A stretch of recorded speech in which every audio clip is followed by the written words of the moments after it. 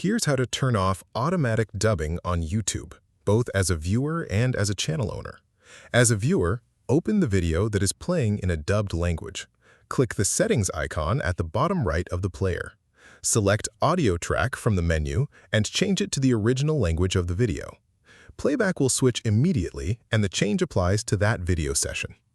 As a channel owner who wants to disable auto-dubbing on your own videos, click your profile icon in the top right and go to YouTube Studio. Click Settings in the bottom left corner. Select Channel, then click Advanced Settings. Scroll down and find Automatic Dubbing. Uncheck it and click Save.